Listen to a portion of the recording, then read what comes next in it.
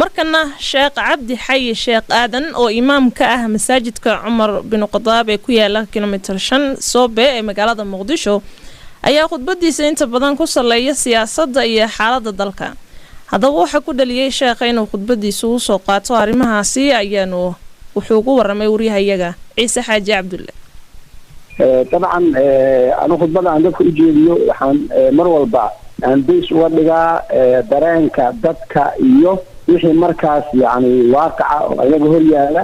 خطبة أصلا وحلوه تلقلي دتك سوء معنا هي أسبوع دمات في سمانة الجمعة كلهم كاسوين أسبوعي أما تدبع لها in wixii dantooda ah oo noloshooda la xiriira in loo sheego asalka khudbada saas ay ahayd marka anu kaasan ku beesgareeyaa oo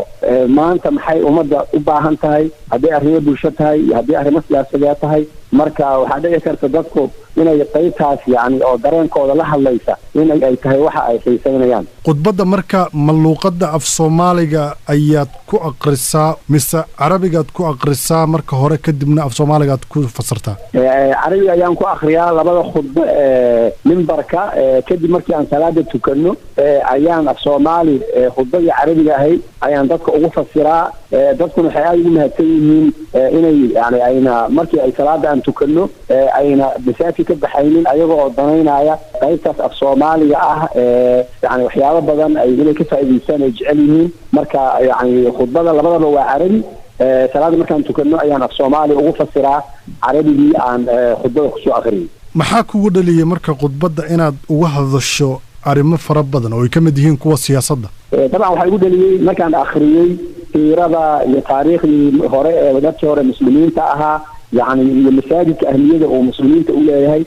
رسالة المساجد كأه رسالة أمد له جانيو لماش عيدتك أي آكي وحريين وحيقول على شيء ماش عيدتك لجهة جين كرا أما وش يعني دم توضعه أو بشجع لجهة جين كرا إنه مساجد وياهي مركا وحنق عن سبي بعان والبقى الجماعة لدام عيدتك أي مالف وفك إيمان عيان وأي خلان إن أي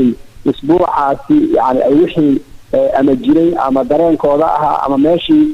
ay ka dareemayeen in laga hadlo inay salaan inaan kala hadlo ayada oo aan dad gaar ahna aan ataag aan ku qaadaynin dad gaar ah aan soo dhaweynaynin laakiin labaadi guud oo ummadda Soomaaliyeed buruufta maanta ay ku jirto ee khilaafaadka ah si looga bixin lahaa oo wadanka loo dhisi lahaa oo ummadda jirta u noqon lahaayeen sidaas ayaan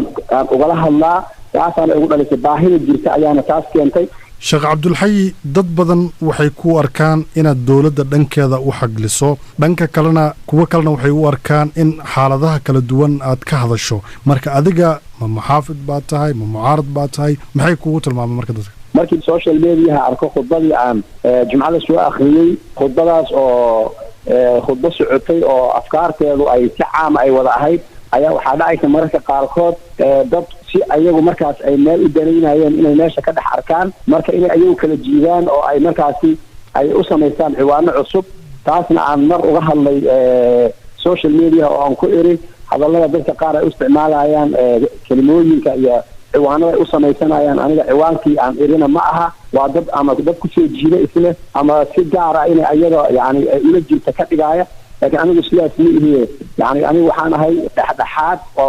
إن يعني أمضاني أي أمض نقطة أو يعني أشخاص يهل بالروي كلايان أو بني آدم كو أدون كم ورايا لكن واحد هرايا أمضى يعني هذا كل جيوجا يكون صوص الله أنفعايا وواحد يدم تجود مركز يعني أما حكومة هذا جيوجا هاتو أما مد إيمان يسها هاتو يعني ما هو حن كان لين هذل ما أنت واحد تعينه هذل لو حقينا يعني هذل لو رسول جيله ومبادئ جود وما إلى كل سنة عن ربنا